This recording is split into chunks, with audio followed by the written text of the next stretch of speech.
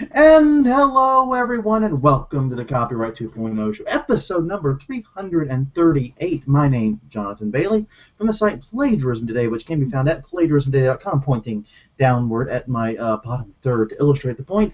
And joining me, as usual, a national traveler this week, Patrick O'Keefe, the iFroggy Network at iFroggy.com. Patrick, how have you been? I've been good. Happy birthday. Today's Jonathan's birthday, so happy birthday. On air, cliche, happy birthday, because it's not like I haven't said it. I said it on Facebook, I said it on Twitter, I said it before the show, but for the benefit of everyone who's listening in and not able to chat today, mind you, you can send Jonathan a happy birthday tweet. He was born today 28 years ago. Yeah. Thank you. You're very, very kind. It took you a second to catch that. He's like, no, you're thinking there's two thoughts there. First, the thought is, did he just screw up my birthday? No. The second thought is, oh, okay, he's being kind. Gotcha. Okay, go with that. No. It was that's just it. It wasn't like such an outrageous number. Right. It's still like, in the ballpark. It was like close enough to the point. It's like, wait, is he just really bad at math? That's what you're asking. Right. But no, it was actually. I'm actually 34. Not ashamed to admit it. I'm turning 34 today, born August 13th, 1980.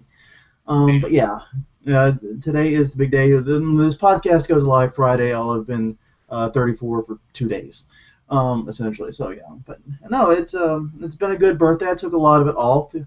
I posted a 3 count, which went up late, and I've got an article which I don't want to spoil, but is an article idea that you recommended, Patrick. Okay, cool. Yeah, I know what you're talking about. He knows what I'm talking about. I know what I'm talking about because I wrote the damn article. I better know what I'm talking about. But that will be going live tomorrow. Okay. Cool. So that will be up tomorrow. It's already written. It was in the can yesterday. It just was finished too late. And today it was like, it's my birthday. I'm not working. The only thing I'm doing is the one not work item, which is talking to Patrick. See, that is how much I enjoy talking to you, Patrick. I do it on my birthday voluntarily and don't think of it as work. Yeah, well, it's your birthday, I'm 6, and we're doing the podcast anyway, so what does that tell you about dedication? You're crazy. Yeah, we're doing it anyway. We're doing it live. Yeah, so, let's see.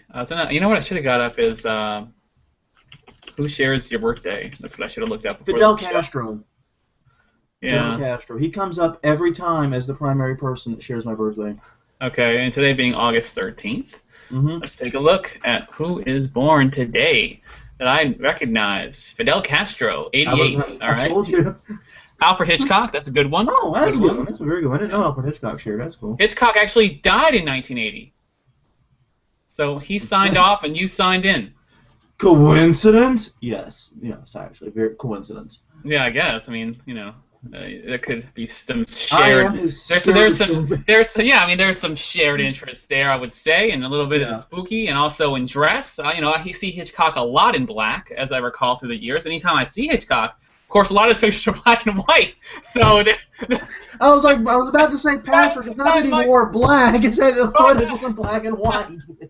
But also, there used to be an experience at Universal Studios in Orlando where they put on like a mock Psycho scene, and they had a Hitchcock. It wasn't a wax figure; it was just a dummy, whatever you want to call it. And I think he was dressed in a black suit, as luck would have it. So he may have been a fan of the color black like you. I suspect he probably was. Yes. Another name is Annie Oakley. Okay. Go back a ways. Yeah, we're really racking up the positive ones. Yeah. I'm more than 2 right now. Let's keep this going. Yeah. Let's see. Movie actor Burt Lair. Danny Bonaducci. Oh, geez, 1 and 3. Yeah. Let's see. What else do we have here? I'm seeing a lot of names I don't know. Yeah. But that's the case because I don't know all the names, so that makes sense. Yeah. Ben Hogan, great golfer. You probably don't know that name, but a great I do know the name, actually. I know the name that my grandfather was a fan. Yeah. So he was one of the greatest golfers ever, and yeah, I think that's the most of them. And of course, Jonathan Sylvanus Bailey. Well, whatever. Jonathan Sylvanus. And the thing is, the reason I pull on that is I actually have a relative whose name was Sylvanus. Okay, that makes sense. It's like you don't know my middle name, so you jump to Sylvanus. Yeah, it's my go-to for relatable because I had an ancestor with that name. Relatable, odd, old, never gonna hear it again name. Yeah, you're never going to hear that middle name again. You're probably very right about that. Yeah, and it was like, I don't know if it was a family thing. I mean, I don't know what it was exactly, but there was a Sylvanus and there was a Plentius. What is your family, like the Roman legion? I say Plentius. Yeah. Go get Sylvanus for us, and we shall march upon the barbarians. They called him Plenty. I'm not joking. Oh, God. They called him Plenty. It was like Uncle Plenty, Grandpa Plenty, Plenty. So that's, it's not a bad nickname. No, it's not. That's actually a really cool nickname. I guess if you're going to name, named after a Roman officer, I guess that's a good way to go with it. Oh, man, but no, it's always a little depressing to do the Who's Born. I didn't know how Hitchcock was. I probably didn't know it at one point, just forgot. But no, it's always a little depressing because it's like you said, it's like Fidel Castro, Danny Bonaducci. It's like, oh, great, thanks. Really boosting my confidence here of a long, successful life. Yeah, and we're starting to get to the age, that's when you get old, is when there's celebrities who actually have the same year as you. Mm-hmm. Oh. That's when you're getting old. Because when I was a kid, I knew my birthday was like Ken Griffey Jr., Troy Aikman, Stan Musial. I was big into sports, so I knew it was baseball and football players. But, let's see what's on your birthday exactly. Just one person. I haven't heard of it. Olympian Nick Dempsey was born August 13th, 1980. So. No idea. No idea either. All right. I don't follow the Olympics much. But, you had an exciting week, too, though, didn't you?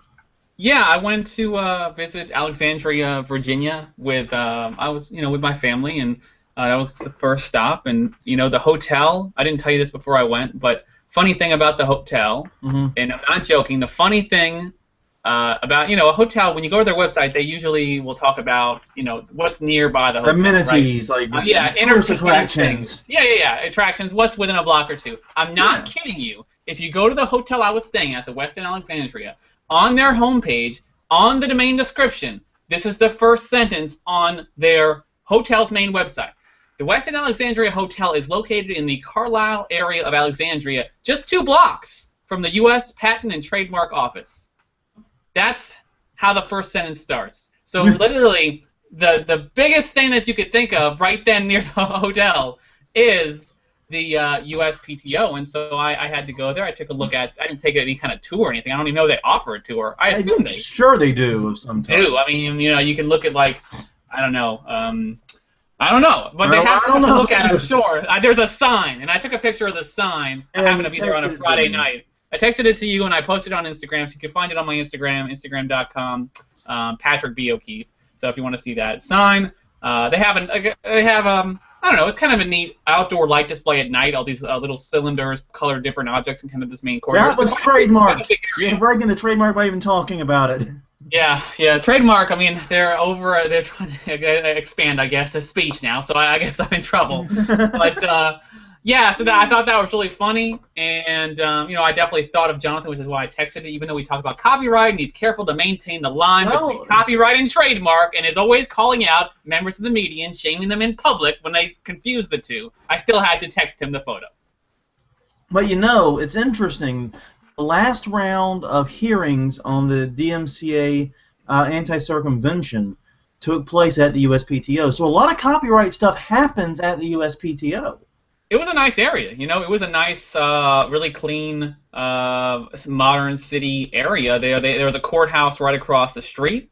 I don't know I don't know if it's like a really important court or whatnot. I'm not sure. It seemed like it when you had a nice sculpture out front of the blind justice thing, the scales and whatnot. It was one of the nicer courthouses from the outside that I've ever seen. Certainly, I'm just trying to get a maps image up to see what courthouse that was, so I can see if it's of any specific importance. It's a U.S. District Court. Okay, for the Washington District, I suspect. Yeah, it's a U.S. District Court, and it is. Come on, Google Maps, tell me what court it is. D.C. District, by any chance? It is. No, you weren't in D.C. That's right. You were in Arlington. I guess. Okay, here it is. It's the Albert V. Bryan U.S. Courthouse. And it is the United States District Court, Eastern District of Virginia. Yeah, I'm about to say, I just remembered you weren't actually in D.C., you were in Virginia, so... Yeah, and George Washington University is right around there as well, so we kind of just hung out there, and then we went to Baltimore and saw the Yankees play the Orioles. Unfortunately, they lost, but we still had a good time, had good seats, and were able to see Derek Jeter, who's playing his final season for the Yankees this year, so we had to get up there and see him. And then came home, and I obviously came down with something, and I know why, because I forgot my sanitizing wipes that I was supposed to wipe the fixtures with the hotel. That's what I'm blaming, is I forgot my sanitizing wipes. But in reality, you never know how you get sick, and I happened to catch some this time. Well, I mean, you never know, because it's like Crystal is a little sick right now here, but no one else in the house has it. We're all okay, and we're all hoping it stays that way, you know? Yeah. Like, every time she coughs or sneezes, it's everyone's like... We're going over here a little bit. But no, she's actually doing a lot better now. But you know, so you never know when you are going to get sick, or why you get sick, or who gets you sick, or you know why you don't get sick sometimes. Yeah, you never know. Every indication that you should have gotten sick, but you didn't. Yeah, I'm getting serious about it now though, because I hate getting sick. So like I said, I'm starting to pack sanitizing wipes just to wipe the fixtures and stuff like that, and just the stuff we touch in the room and. Anyway. Have you read Hitchhiker's Guide to the Galaxy by any chance? I have not. Okay. You know me. You can just take my nerd card, geek card away. If there's a qualification for it, I'm pretty sure one of the primary ones is probably Hitchhiker's Guide to the Galaxy, and there probably is. Okay, I'm going to try to do this spoiler-free if I can, just in case you do pick it up.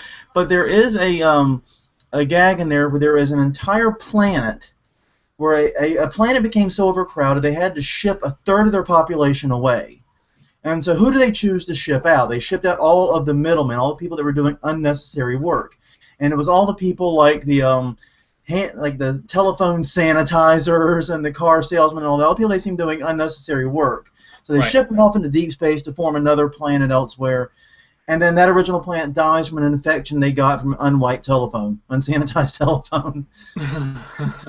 So it's stuff like that, but that's what I think of when you talk about the sanitizing wipes to wipe down the fixtures. Irony.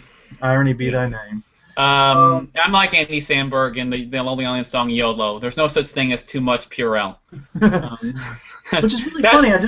That'll be on my tombstone. Patrick O'Keefe. There's no such thing as too much Purell. Very good. Yeah, I'm right here. Those things alone.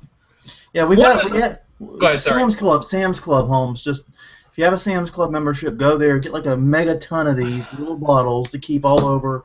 That's what you do.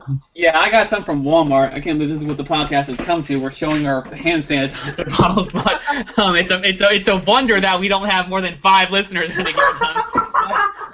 This is my small one here. I like it because I got it from Walmart. It's Germex. It has a scent. So yeah, anything like that. I'm gonna go buy some more actually. So I just have them around. One last thing I wanted to talk about before we jump in is South by Southwest panel picker open to voting, and you have a proposal in for South by Southwest Film 2015.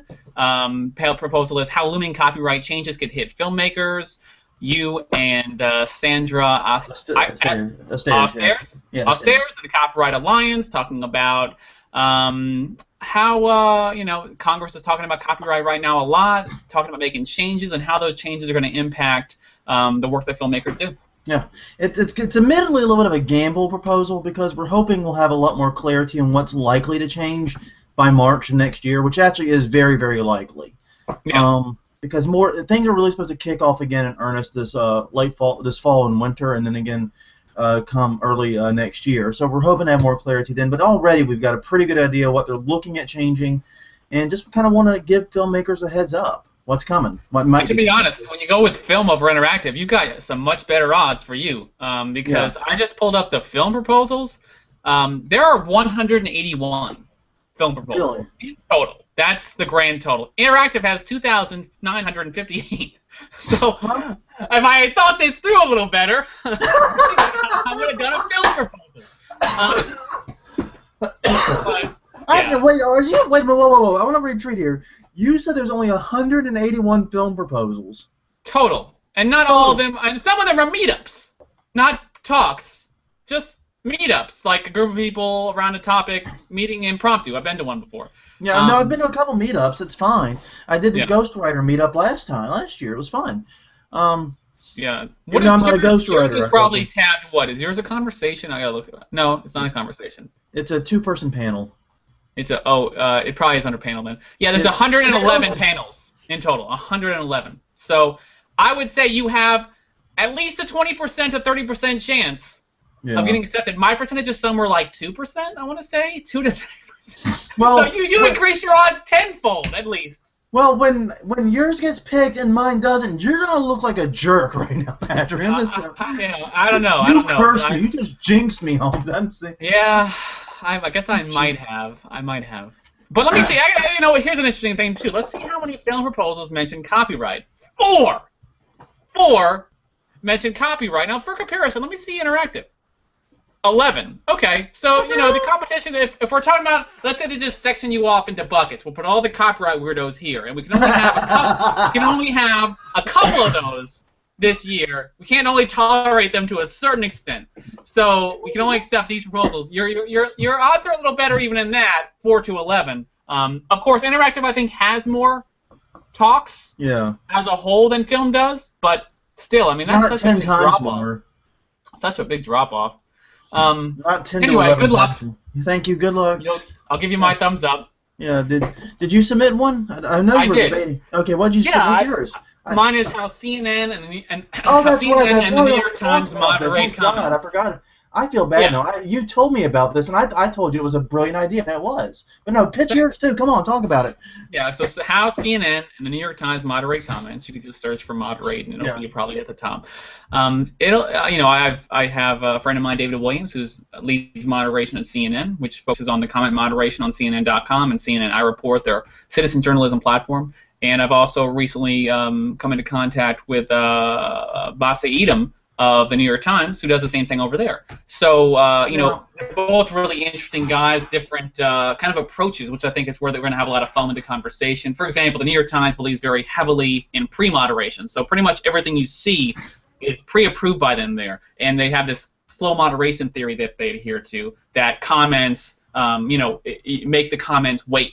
Comments are immediate. CNN is the total opposite, where they have almost 100% post-moderation. So comments go up right away, and they believe that inspires greater conversation. People can go back and forth right away. So they have both their approaches. They're both successful, and it'll be a great conversation. I'll be leading the conversation. I envision it as sort of a fireside chat more than a panel. So I'll be participating. Between the three of us, we have 30-plus years of moderation experience. So it should be really a really interesting, fun, high-level, advanced discussion. Yeah, and I'm personally very excited about it. I hope that both of our panels get picked and I can go to yours, because I really like the topic, and I think with CNN and New York Times there, you've got some pretty big names you dropped. You know what I mean? And that's pretty huge. It can't hurt, and it's yes, it helps the panel get accepted. Certainly, and that's why it's in the title of the panel. But also, both of them have been in that role for about 6+ years. And CNN and the New York Times deal with comments at a level that is unique. They deal with a volume few can fathom in an environment that is highly charged, in a space where people expect to say what is on their mind because it's the media.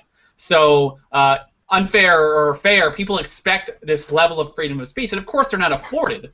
They can't be afforded to allow. They can't allow everything, but moderating those spaces represents a very unique challenge. And I'm looking forward to kind of drawing that out of them and, having that conversation. So hopefully it gets accepted. And the good thing about that is if either of us get accepted, I know interactive speakers get a gold badge. I can go to film. I don't know if film speakers get a gold badge. Don't get a gold badge in my list I checked. Every speaker gets a gold badge, yeah. Okay. I thought so. Okay. That's my understanding. Yeah, because obviously music speakers don't, because gold doesn't get you into music. So, yeah, I don't know. No, I think gold and interactive and film both get gold badges, so they can go to each other's. But you're right, music is a different festival altogether, pretty much.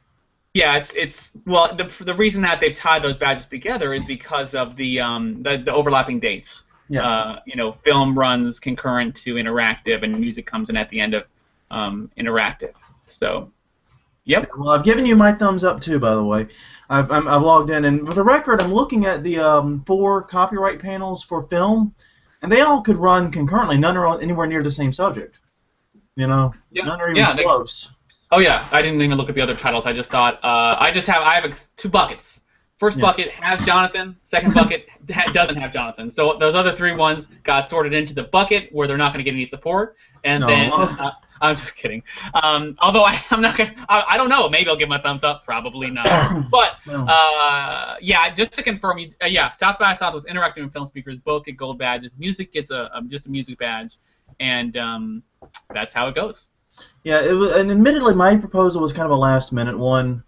I was kicking the idea around with some friends, and basically the idea was, hey, we should do something for film rather than interactive, just to see what happens, you know? Yeah, I definitely thought about that before too. It seems like just kind of a different audience. Yeah, exactly. So, I've done interactive twice. I liked it, but now it's time to branch out and try film this once. And if I get accepted, hope I do, it'll be a different audience, like I said. So it'll be exciting. Awesome. I've only attended a few limited things at South by Southwest Films, so this will be exciting if it works out.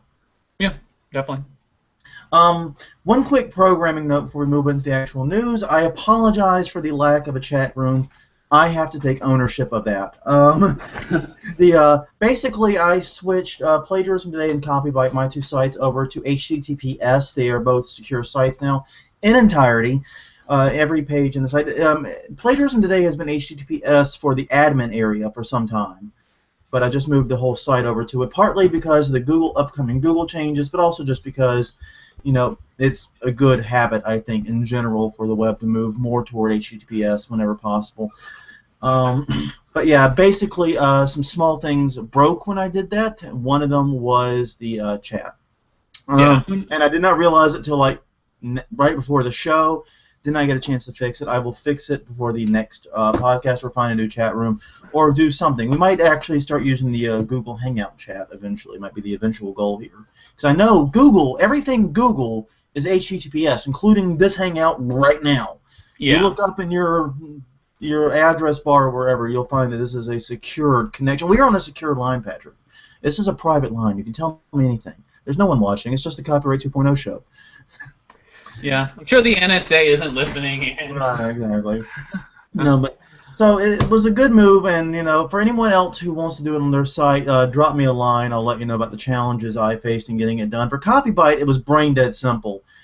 Paid $17, got an SSL certificate for 2 years, threw it in my cPanel, and basically was up and running in 15 minutes. Plagiarism Today was a little more complicated. It runs on a content delivery network. Had to work with those guys, Distill Networks, wonderful people. They got it done, and it just went live today. I mean, late last night, and I pushed it live, forced it live today. So there you go. But yeah, so long story short, the chat room is broken because of that, and I'm pretty sure there's a way to rectify that easily. I just got to get in there and do it. Well, I am ready to talk some copyright news. Are you ready to jump in? Yep. Well, starting off this week is one of those stories that to me doesn't seem that big of a deal, but man, did the interwebs blow up about this. I mean, this was huge. Twitch, the popular video streaming site that focuses on video games, has implemented what they're calling a YouTube-like system for blocking copyrighted audio. Basically, they partnered with Audible Magic, who we've talked about before. They're a company that in turn partners with the record labels to build this huge database of copyright music not licensed for streaming, and then people like Twitch use Audible Magic to detect when that music appears in a stream, or in this case a video on demand, and then block it. Now, the way Twitch is doing it is pretty interesting. YouTube, when they detect infringing audio, will typically either put a claim on or block or mute the whole video. But with Twitch, since a lot of the videos turn out to be long, because this is very popular for live streaming and doing recorded video game, they tend to be multiple hour-long videos. In fact, people are complaining about not being able to have longer than 2-hour highlights, which is kind of mind-boggling to me. But regardless, since they're longer videos, they're only muting the 30 seconds around it. So basically, it's the portion plus a little bit before and after, and that's it. So if the song only comes on for a small part of the video, that's all that's muted. It's a 30-minute block. 30-minute block? I thought it was 30 seconds. That's what it says in the article here. 30 minutes. Oh, minutes? Really? Wow. Yeah. So that's that's okay. Sorry. That feels like a round peg, square hole sort of implementation. Really, it should have been 30 seconds. I think my solution sounds a lot better. I think your solution does sound better because when you mute the video, you're muting the entire video, not just the song. So as little as you can cut as possible, is definitely for the betterment and for everyone's benefit. I would think. I don't know about copyright holders feel about it, but it's certainly better for Twitch, better for the community, and at the end of the day, copyright holders don't have the authority to claim much more. Well, I thought the first article I said was the first article I saw was 30 seconds, but you're right. This one says 30 minute. Well, let me open the announcement on Twitch and make sure they said that too. Yeah, I mean, maybe the site I originally got my news from was wrong. No, it says it here. It says the Audible Magic technology will scan for third-party music in 30-minute blocks. Wow. If Audible Magic does not detect its client's music, that portion of the video on demand will not be muted. If third-party audio is detected anywhere in the 30-minute scan block, the entire 30 minutes will be muted. So there you go. Wow. I see. It's hard not to look at this and think, okay, Google's starting to ruin Twitch. I can Google hasn't formally bought them yet. Yeah, I mean, I can see how that's. I mean, it's not an unreasonable thought here. I mean, on one hand, yeah, I mean, I guess you could sense that there was something coming with copyrighted audio because they don't have the right to use it. To be fair, it's not theirs to use, so they're going to face a consequence for that. Twitch itself is kind of a confusing construct, as a service. Yeah. Yeah, just because it's sort of at the forefront of an era of gaming and how gaming has been impacted by the internet, where people do stream their video games. And, of course, video games are copyrighted.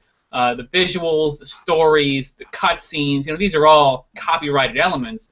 And yet that's what makes up a large part of these Twitch streams. Now, of course, and where broadcasters, or in this case the video game players, tend to get some rights themselves is when they speak over the videos, when they have their face on the video, when it's not just the stream, it's more than that.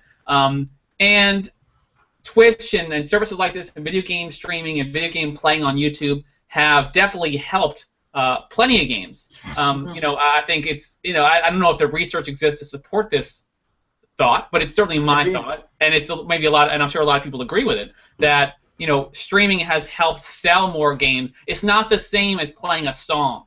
It's just a different. Gaming is a different thing than having just a different experience. Playing, like, if I have a YouTube channel where I just uploaded copyrighted songs all day and put ads around it, I mean that's replacing the value of the song, essentially owning the song. But these gameplays, you play the same game 2 different times, you get 2 different gameplays. It gets people interested in playing the game. So I'm interested to see where they go with Twitch. Again, I think we need to limit it to as much as possible. I don't really like the fact that Google Twitch announced that it was dropping the option to save past broadcasts, and instead it was going to make them cut up into 2-hour clips. I know that sounds like a long time because it is a long time. But the thing about these video game streams is people will go on for an evening. This is the new era of entertainment. Someone will go on for an evening, and he'll have 500 people, 1,000 people, 2,000 people watching him play a game for 5 hours. Yeah, and I gotta admit, this was a foreign concept to me. But we had Ellie's son stayed here for a few weeks. He's 14 years old,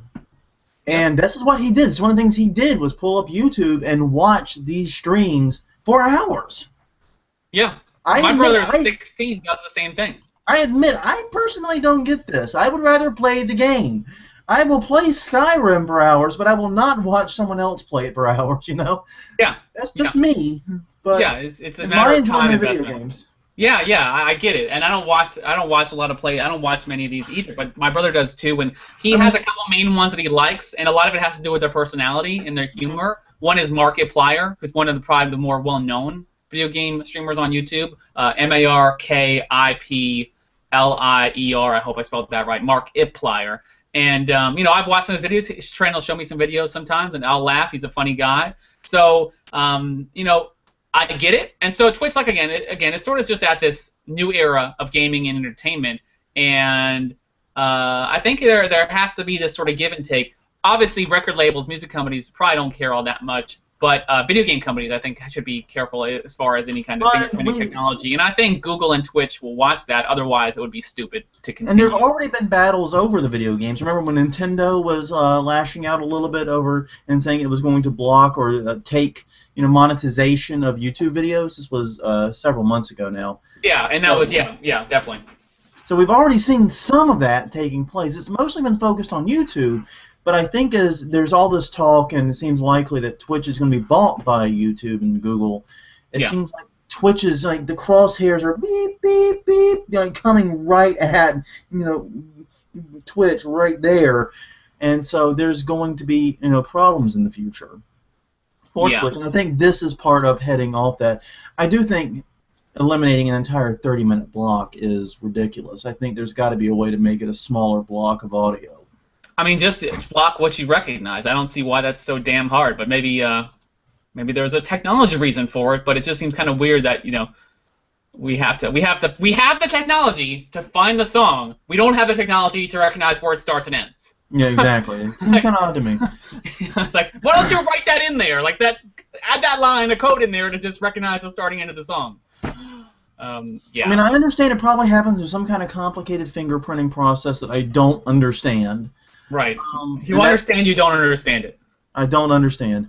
I admit I don't understand everything about this technology, but it seems like it would be very valuable, especially when you start, because when you're dealing with like a 5-minute YouTube clip or a 10-minute YouTube clip, it's very different than when you're dealing with a 3-hour or 4-hour video game marathon, and you're talking about blocking the audio in large chunks of it.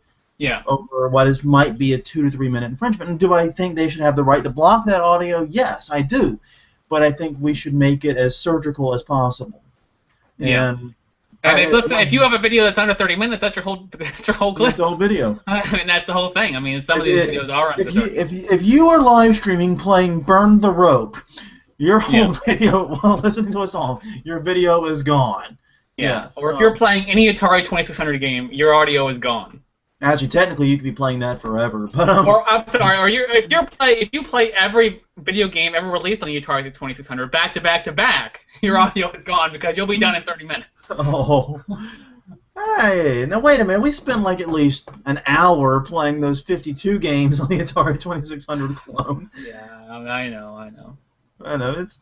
No, but the point remains that it's still 30 minutes is a pretty large block. If there's any way to dial that down, even to like 15 minutes would be a huge improvement. Yeah. I mean, so I don't know. It seems like a large block, but maybe there's something they can do to improve or at least hone it in as much as possible. And to add on to that briefly with YouTube and Google, since this is happening, it would be good at some point if YouTube figured out a way to do that. And not just mute the whole clip of a video. I mean, go ahead, sorry. That's one thing YouTube has done differently is, yes, they still mute some videos, but they've primarily focused their efforts on monetization. But when they mute it, it's the whole thing, isn't it? Isn't it still the whole thing? It's the whole video, yeah. It's the whole video. But they've primarily focused on monetization, on those partnerships with licensing and sales through iTunes and Amazon Play and Spotify partnerships and all that. And I think Twitch could be a very interesting idea here, because I think it'd be really cool, like either on a live stream or a video on demand, if the person's listening to music, and of course you have to get the license for all this, but if he's listening to music, and as the songs change, like this Shazam thing happens, it's like he's now listening to this song, buy it here. Yeah. That'd be pretty cool, and that way, because Shazam, this is true, it released a Mac app recently, where it will listen to what's coming out of your speakers. Turns out not through your Bluetooth. That's a big oversight, Shazam.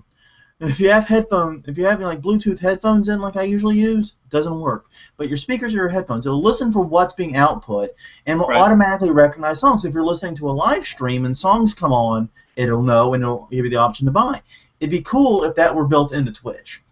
Yeah, I mean, I think it'd be cool if that were built into a lot of different things. Amazon does that with I forget what they call it right now off the top of my head, but for example, I was watching Glengarry Glen Ross the other day and on my tablet here, and what it'll do is on certain video titles, not all of them, but on many of them, it'll show you actors in a scene, and I don't know if I can find the moment, but in addition to actors in the scene and trivia it pulls from IMDb, it'll also show you the song that's playing when it's playing in the movie. Yeah. And of course, you can click the song and buy it on Amazon MP3, of course. But a big shot there, right? Yeah. When I saw that, I thought that's pretty cool. I mean, it suddenly all makes sense. Amazon buying IMDb. years ago. It finally all kind of ties in now, how they're using that data to make the Kindle platform better. But yeah, I mean, anyone could benefit from that. I mean, Netflix could benefit from something like that, where you show the song being played and have the opportunity to buy it, and maybe there's a rev split there. I think the tricky thing is that video game publishers getting too greedy would be a bad thing.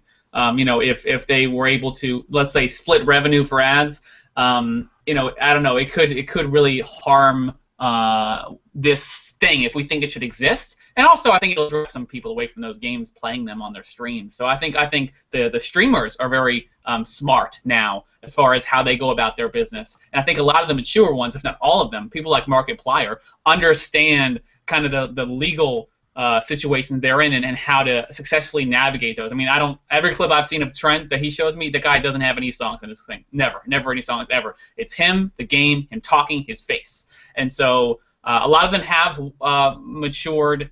I don't know that he did anything in the past that was suspect, but I think a lot of them are understanding what gray lines have been drawn, so to speak, as far as video streaming is concerned. Yeah, I agree. Yeah, there's no doubt, especially after the YouTube crackdown, when they cracked down on the channel, the YouTube apocalypse. Yeah, the YouTube apocalypse, as it was called.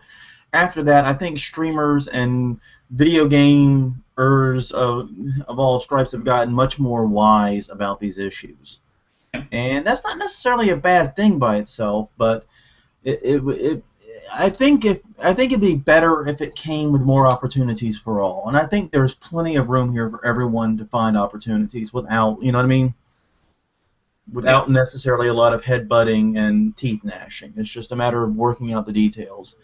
So, I mean, I understand this is annoying, but I don't think the record labels are the long-term threat to Twitch. I think you pointed it out. I think it's the video game makers. If they start really hemming and hawing about this, that's when Twitch is in serious trouble. Yeah. And it was going to talk about this one story on today's episode of the Copyright 2.0 show. I think that's all we have time for, right, Jonathan? Yeah, right. Well, we'll plow through the rest of the show notes relatively quickly. But yeah, this next one's fascinating to me because this deals with Japan. SNK Playmore is a company, and it's pretty well known as SNK, the video game developer. But they also, like a lot of entertainment companies in Japan, do mangas and other things too. They have filed a criminal copyright complaint against Square Enix, another video game company that also does mangas and other things in Japan.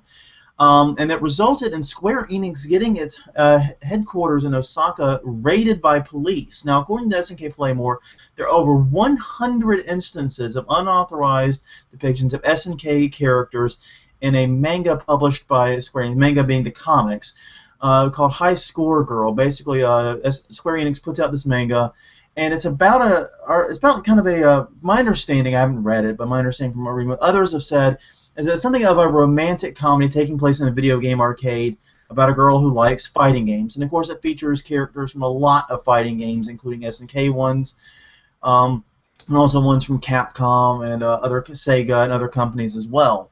Mm-hmm. So, long story short, they have filed a criminal complaint about this, and yeah, offices have been raided, and Square Enix has announced they are halting the serialization and the planned anime, at least temporarily halting these while they sort out the legal issues.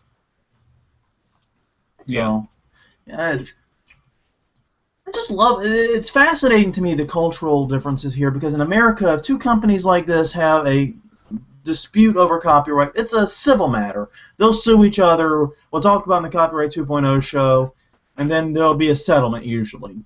Here, it's a criminal complaint. Police are raiding stuff, and it's like, whoa, really? Wow, that's extreme.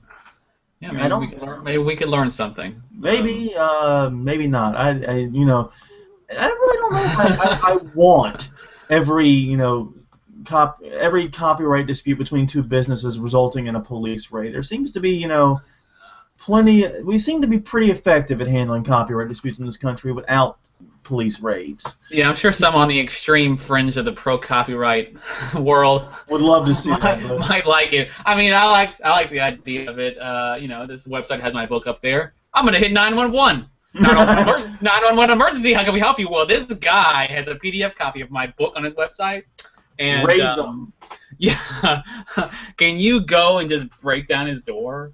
And I don't know. I don't. Yeah, it's not a real piece. I mean, it's virtual. It's a PDF file. I don't think it's there. The server's probably somewhere else. But yeah, I mean, go see what you can find. Bye. Right, click. Yeah, it seems a bit strange to me, and especially when you got two big businesses like this, that probably have connections and understanding. That may be the problem. They may know each other too well, and this may just be the last.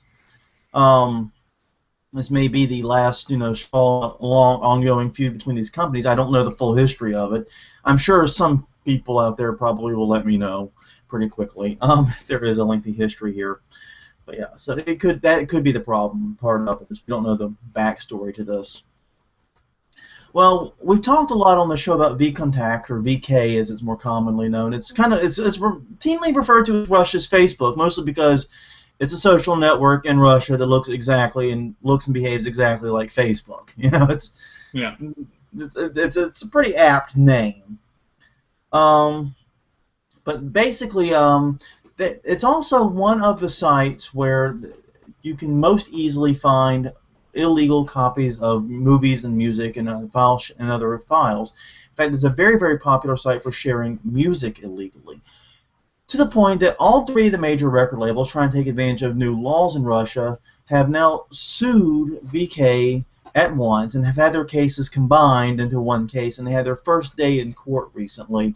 So this one seems to actually be gaining traction. The history of VK is pretty weird. It was actually founded by, they talk about him here, his name is Pavel Durov, I think is how you say it.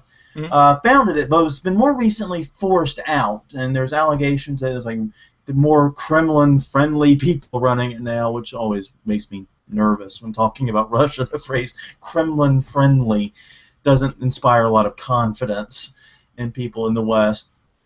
But so there's all these allegations too. But the theory is that under new Russian laws, that a host is obligated not to remove a file within 24 hours or face possible civil action, and that file is supposed to be able to stay down, not come back up.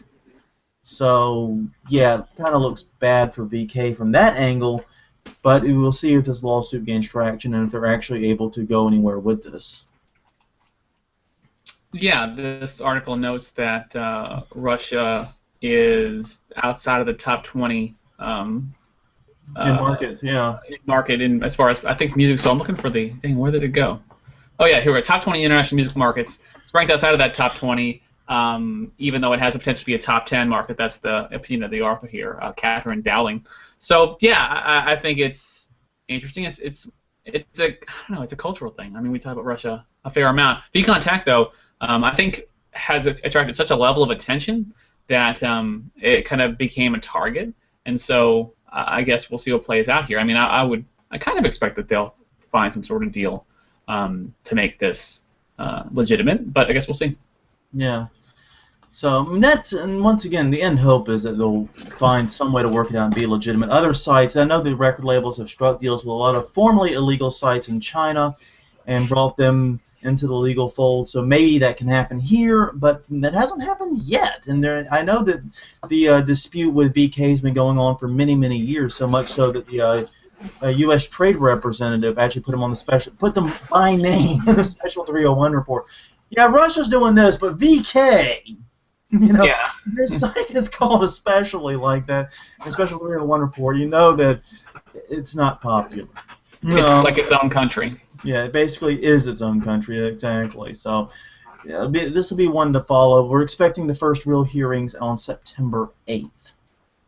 Yeah, and a number of people-wise, it actually would be bigger than a lot of countries. It says that it has 143 million users globally, 88 million in Russia, and I'm just curious where would that place it now. According to the population list on Wikipedia, that would place it as the 10th largest country, I think, in the world, just behind Russia.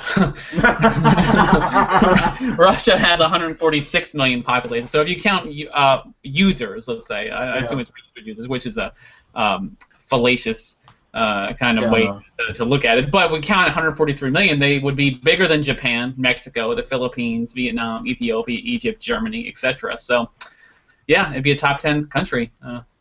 Wow. I think it might outpace Russia eventually. Well, I mean, it's like Facebook, I think, would be the second most populous country now. Oh, yeah. Just behind, or it might be second or third. I don't know if it'd be behind or ahead of India.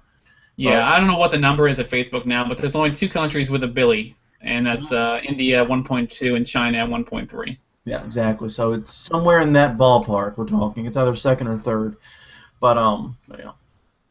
Well, we've been talking a lot about movie leaks lately. The Expendables 3 leaked, of course, last week. We talked about that at great length and the lawsuit that followed it.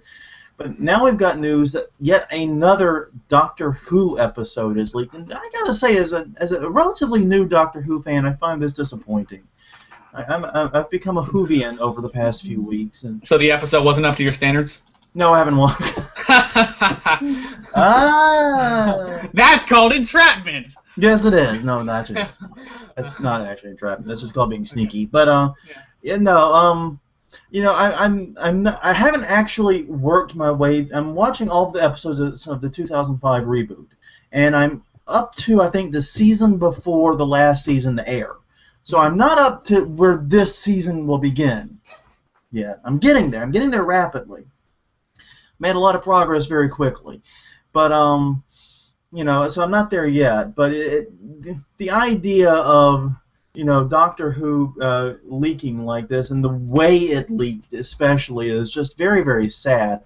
But basically what happened is BBC Miami, which is apparently a studio they have that does some development work for the show, put files for at least, the video files for at least the first 2 episodes, possibly, it looks like it was more according to the screenshot on Torrent Freak, but put it online on a public server where it could be downloaded by anyone clever enough to find the URL, basically. It wasn't like linked on the website, but if you were smart enough to know how to find the folder, you could go there and download it. Now, the first episode leaked and appeared on BitTorrent, and for a time it looked like a second one did of the new season. New season starting the 23rd, by the way, for anyone who's wondering. But it looked for a time like the second one was posted, but then it was taken down. A lot of people thought it was a fake. Well, then it was reposted, and now apparently it is legitimate. But I gotta say, looking at this screenshot on Torrent Freak, it looks like crap.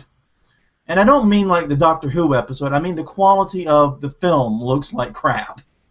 You know, it's black and white. It has 1, 2, 3, 4 watermarks on it.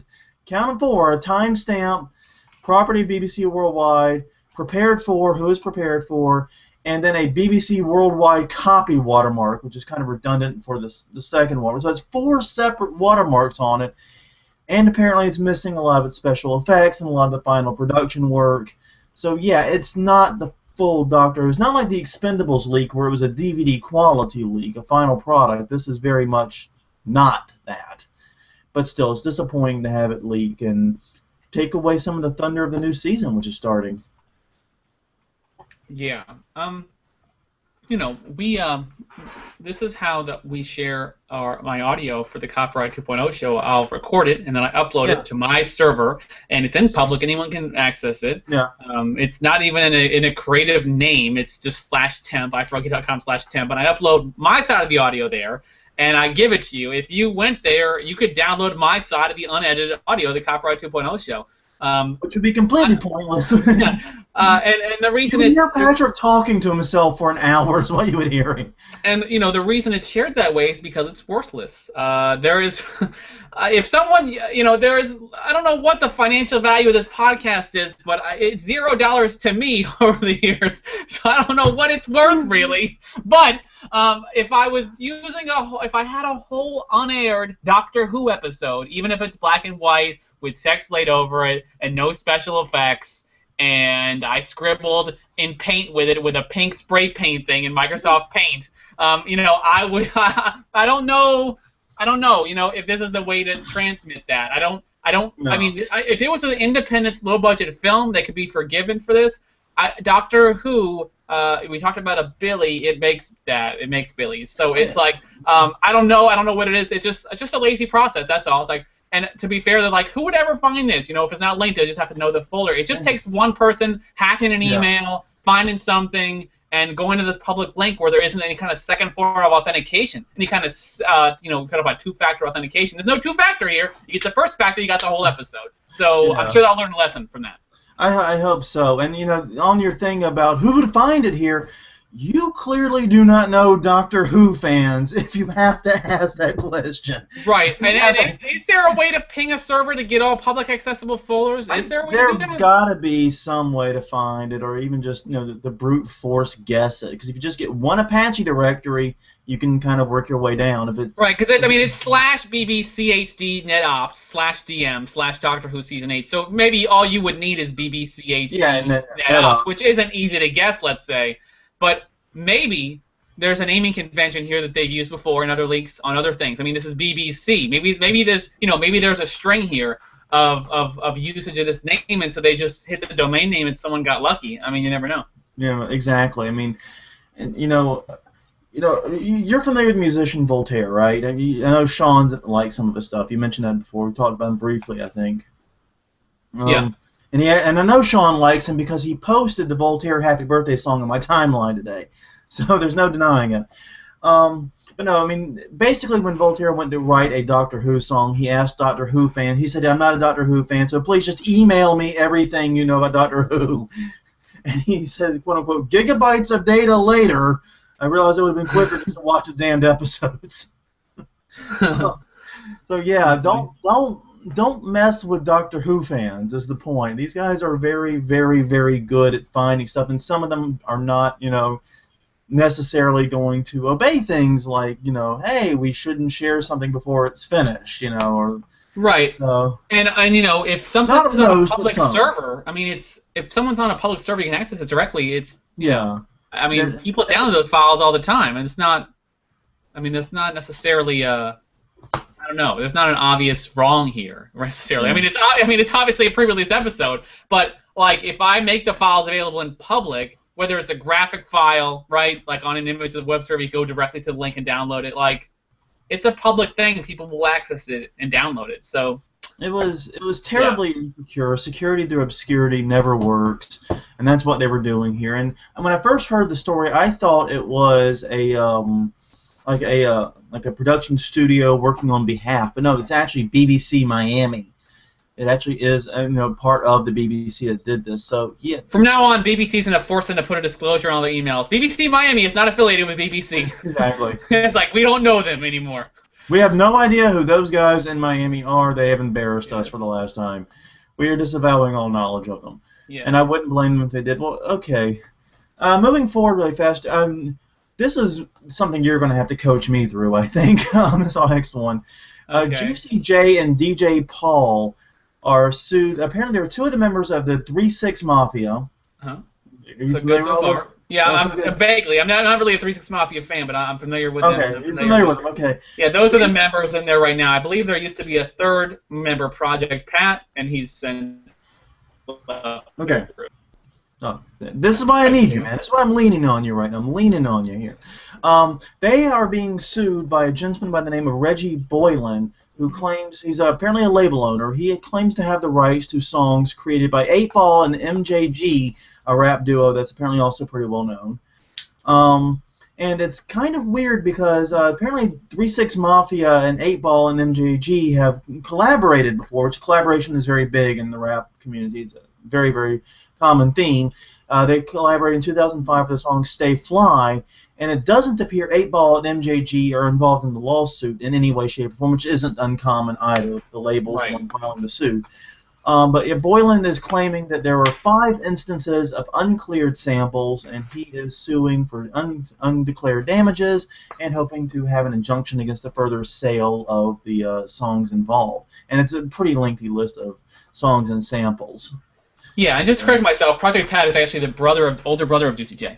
So he's actually not a member of 3-6 Mafia, and like I said, not a fan of them. And the Wikipedia page says that Juicy J is no longer a member of 3-6 Mafia either. The members currently it lists are DJ Paul Koopsta. I don't want to say this next name because it sounds a lot like the N-word. And Crunchy Black. And past members include Juicy J, Lord Infamous, and Gangsta. So it's a bit like Menudo. You just rotate them out as they need. Yeah, but the founding members were DJ Paul, Lord Infamous, Juicy J, and then this other person, Koopsta. And yeah, so I listened to the songs here, and also worth pointing out, they're from Memphis. 8-Ball and MGG also from Memphis. So there's obviously some history there. But yeah, I listened to the songs, and I without having it pointed out to me, I'm not 100% sure where the sample was, and where to bud, and where to bud add, and where to bud add part 2. I'm not sure where the sample is in that. I've listened to the lyrics. I needed to be pointed out to me. Apparently, it's understood that there's a sample there. But on Fire It On Up. That's very clear. The sample of that is exceptionally clear if you pull it up on Spotify. It's the same instrumental, just chopped a little differently. So yeah, I don't know much about this. I'm not really fans of I guess of all these acts. I would say 8-Ball and NG I have the most music of, but I'm not really huge fans of any of these guys. So yeah, I'm not too knowledgeable here, other than to say that the sample is definitely clear if you pull it up on Spotify for Fire It On Up and listen to the lyrics. The most difficult to pronounce. It's tough. Fire. I want to say.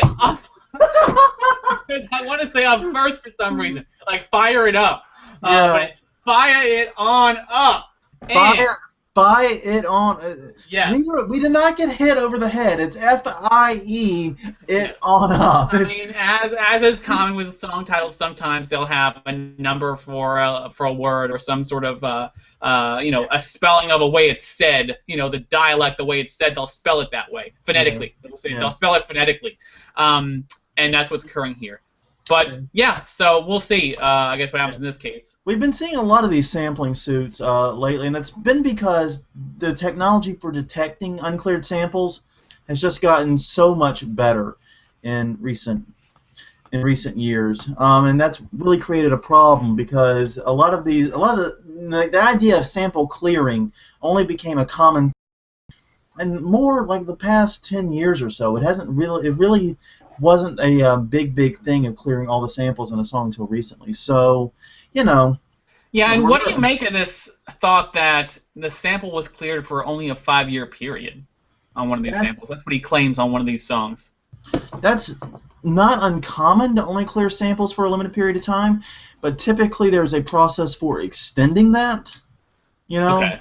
There's typically a way to go about and like. I wasn't sure if that was a common thing because music is. Well, I mean, what's that mean? Like, if any CDs pressed after the 5-year period, any digital songs. Yeah, basically you wouldn't be allowed to sell it after the 5-year period. Yeah, I mean, because it was already created. Yeah, it's not like you can go to everyone's house and like smash their CDs after 5 years. Yeah, because I cannot recall hearing that ever. Licensing, plenty of sampling lawsuits. But I've never heard one say that we had a license, but it was just for 5 years, just because, for lack of more scientific terminology, it seems stupid. Because you make a recorded song is sold forever until the copyright runs out. So and then you keep selling it, but other people can sell it too. Right, and it's not like I'm trying to also see what that album was released by 3 6 Mafia in 1997. Let me see when they debuted it, out of curiosity. The years active 1991 to present. Their first album was released apparently in 95 on the 3 6 Mafia discography. Who was it released by? It was released by Relativity. I'm just trying to understand Relativity. Well, that's a seemingly well-known record label. Yeah, I'm just trying to understand, like, when people are starting out, they may release albums independently. They may release things without fully understanding kind of legal ramifications of things. So, for instance, it wouldn't surprise me if someone who didn't know what they were doing signed up a 5-year licensing agreement for a sample of a record. But I mean, it appears that they released through a fairly known record label. So I don't know. It's just sort of a weird thing to hear that there's a 5-year period where the song can't be used anymore. So yeah, it's unclear what song it is. It's not ideal, and it doesn't happen that often that I'm aware of, but yeah, it's not unheard of either. Yeah, it's unclear what song they're referencing on that album too, because it's not mentioned in this article, oddly enough, and it's not mentioned on the Wikipedia page of samples, so I'm not sure. I couldn't listen to the song in that case. Well, speaking of who owns the rights to music, this next one is pretty interesting. a Concord music group recently announced that they are developing a Broadway musical about the record label Stax Record, and Stax Record was a well-known kind of an R&B label that did famous for like Otis Redding, Isaac Hayes, and so forth, and was preparing to do, like I said, a Broadway musical based upon that label and its history. However, a competing group called Evergreen has filed suit against them, saying that Concord has not cleared the rights correctly in the music, and that their version is an infringement, and it's actually hindering the production of their both movie and musical, since they are trying to, since they are still in the process of trying to get sponsors and backers for it and so forth. Right. According to Evergreen, they have cleared the rights from the publishers, the songwriters, and basically the songwriters in this case. And what they're going to do is, in their Broadway musical and in their movie, they're going to re-record the tracks. Now, it makes sense in the Broadway play, because you usually have people playing covers of songs. Concord, on the other hand, claims they have gotten the rights from the record label, or rather who has inherited the rights from Stax Records themselves. So even though Concord has inherited the rights from Stax Records, they don't have the right to necessarily make the Broadway play on it, and that is probably exactly correct. Because to use the original recordings, you need both the rights from the record labels and you need the rights from the songwriters, both the artist rights for the recording and the songwriter rights for the actual composition. You need both. Mm-hmm. Now, to do a cover or a re-recording, you just need the composition rights. You don't need those original recording rights. So yes, either way, no matter how you shake it out, if Concord only has the rights from the record label side, they are incomplete, and they need to get other rights. They need to at least get those composition rights if they're going to use the original recordings or if they're going to do covers of it. And basically, yes, it does look like Evergreen has the more complete set of rights, even though they haven't done anything with the actual rights from Stax Records. It seems kind of weird, but it's probably very accurate. So it's a very bizarre case, and it's it seems like a trip to Crazy Town. But if Evergreen is right and they are going to re-record the songs, no, they do not need permission from the record label, which only controls the recordings. They only need to deal with the compositions, because that's all they're using. It's bizarre, it's crazy, but it's kind of accurate. That's the law. It's like, I don't know what to tell you. You have to have the publishing and the performance rights before you can do a musical production. It is that simple. And the first comment from Legal Beagle here, the first and only comment from Legal Beagle here at the Hollywood Reporter, states it quite well. So yeah, it's just the law. It's the way it is. And Concord was being kind of stupid to not secure those rights. Well, our final story today deals with a BitTorrent site known as TorrentShack, which was closed and has now come back. The Federation Against Copyright Theft threatened the owner of TorrentShack with legal action if he didn't close down, and basically he kind of gave in. He said, look, I don't have the resources to fight. They've said if I don't shut down soon, they are going to take legal action against me. I don't have the resources for this, so we're closing.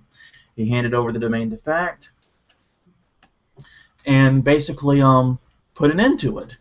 Well, apparently, according to this article on Torrent Freak, someone else had access to a back door or access to the administrator element of the site, downloaded a recent backup, and has set it up on a different domain, the .eu version specifically, and is trying to get the site up and running again. It's a near-perfect clone of what TorrentShack was. And I've got to say, if the administrator had anything to do with this could wind up not working out well for him or her, This would be very bad. Yeah. So, because you basically, it's like saying, okay, you got me. I'm gonna, shut it down. Secretly hands over the keys to someone else and lets them take it and do a clone of it. That's against the spirit and probably against the actual paper promises he made he or she made in their negotiations with Fact. So I don't see how this could end well for them if they had anything to do with it. If he somehow didn't have anything to do with it, then it could be, a different story. It remains to be seen. But yeah, it's not. If he didn't have anything to do with it, he would have right to be upset about it because it's putting him in legal danger for someone else's actions. Yeah. So. Yeah. I don't know. Not much else to say, but not much else. You would think that he'd be careful if he did that, so they'll have to prove it. Yeah. Certainly, and that might be difficult. It might be difficult, but regardless, it's if he did have something to do with it, it's definitely a very underhanded trick. I mean, you can argue that Fact is being underhanded or this or that, but the point remains, doing that doesn't necessarily help your case or your argument in any way, shape, or form. It doesn't make you look like any better of a person. That's all. Well, any final thoughts? I know we're closing up a little bit afterward, but any thoughts, anything you want to add? Well, looking at this TorrentShack article on Torrent Freak, I was torrenting my face off, and I noticed that there was a breaking story about Hulkfire. Yeah. Hulkfire said it shut down following the Expendables 3 lawsuit, which we talked about last week. We talked about the leak at least. Yeah. And apparently the site that was used to serve that download has now given up. Yeah, they've given up, and they'd already shut down in the U.S. When this article was posted. And actually, when it was first posted, it was posted after I did the 3-count today, so I didn't get to cover it in the 3-count, therefore didn't make it into the show notes. But I did see it, and I did quickly log on to a European Union VPN to see if I could access Hulkfile that way, and I couldn't, so they already shut down internationally, too, by that point, apparently. They were not accepting any connections. So yeah, it appears like it actually is closed, and closed for good. So it's a cloud. They identify themselves as rock solid cloud storage, and now they are not so rock solid. Now, what interests me about this isn't that necessarily they shut down over this. They might have had. I mean, they might have had legal arguments. They probably didn't have the position, to make them. What is interesting though is they weren't sued for trademark issues for Green and the use of the Hulk. I'm just saying, some people might take offense to that. Marvel Comics, Disney, might have taken issue to that. Just saying. Yeah, that's a good point. But yeah, Hulkfile is no more. You are correct. I think it's tough because have we ever heard of Hulkfile before this? I mean, no, are they in the show notes history somewhere, or no? I'm gonna do a search for Torrent Freak and see if they've had any past stories on Hulkfile. Other than the Expendables 3 stuff, probably not. I mean, they were off the radar for most people. Yeah, looking at it right now, there's 4 stories. 3 have to do with Lionsgate, and there is another story about. There's another story about. Gosh, remember I think we talked about this. Sony, TV network operated by Sony, has obtained a sweeping high court injunction compelling Indian ISPs to block hundreds of quote pirate sites, and one of those were including those were Google's. This was July 7th. It sounds familiar. I think we talked about it. Yeah, we did. But Hulkfile was mentioned in there. Hulkfile was one of the 420 sites that was mentioned. Other than that, no stories. And the reason I mentioned that is it's gosh, how do I want to look at that? I mean, there's this responsibility that comes down to when you're running a free file host, which is why it killed me when I used to see all these people my age, and when I'm my age, I mean in my teens, early 20s, that I knew that were launching these sites because they thought they were just easy money hosting the files, and I never did it, even though I thought about it because I just felt the responsibility was too great. But a service that had been around for a while, let's say, and then all of a sudden they're shut down because of really one big high-profile leak. And because the person who leaked it chose them. Like, we don't think they were involved in it. We just think someone chose them to host the leak. I mean, that's kind of stinks for them, I would say. It kind of stinks, doesn't it? Yeah, and Hulkfile, according to this article, said they had a robust process for handling takedowns, including an automated system that copyright holders could use. So they probably weren't the worst player in the game at the very least. I'm not saying they were a great site. I'm not saying they didn't have tons of infringing content. They probably did. Right. But they certainly weren't, the worst player in the field either. Yeah. So yeah, it is interesting to see that they get shut down over what is essentially one big leak rather than just a pattern of bad behavior. Yeah, and because also funny thing is, even if they had fingerprinting technology, what would they have fingerprinted? Yeah, nothing. They didn't have any fingerprint. So I mean, I would think anyone's susceptible to this for the most part. If you give someone a file where they can upload a gigabyte file, or however large it was, you can't screen what's not out there to screen, because apparently they had a removal tool built, and they said they honored takedown requests. I mean, the fact that they had never come up in our talks means something, at least in some respect. But yeah, I mean, you can't screen what's not screenable, so that's just, it kind of stinks. I mean, it's a casualty of the digital age. It feels like almost. Yeah, it does, and I guess it serves as a warning to anyone that wants to start those types of sites. This is the reality. This is just how it is.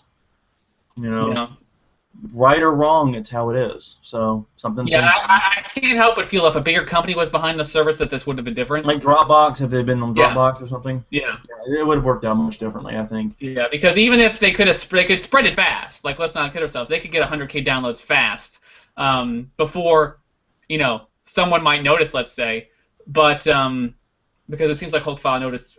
They noticed and reported the Hulk file. But if someone had the money and the ability within the U.S., a U.S.-based company, especially to fight it, they almost certainly would not have been closing down today. Yeah, exactly. Very true. Well, anything else? No, that's it for me. Well, on that note, everyone, my name is Jonathan Bailey. I am again from the site Plagiarism Today, which can be found at plagiarismtoday.com, and you can find me at Facebook, Twitter, Google+, LinkedIn, Instagram, anywhere else. Username Plagiarism Today. Yeah, I mean, I guess one other thing would be, once again, happy birthday, Jonathan. There you go. Enjoy the rest of your birthday. And glad you made it back from your travels all safe and sound, too. Thanks. And I'm Patrick O'Keefe of the iFroggy Network. I blog at managingcommunities.com. You can find me on Facebook, Twitter, Google+, and LinkedIn at Patrick O'Keefe. I would thank all the people who joined us in the chat, but there weren't any of you because of my screw-up, so we will see you guys next week, hopefully then, with a functioning chat room. Till then, see you later.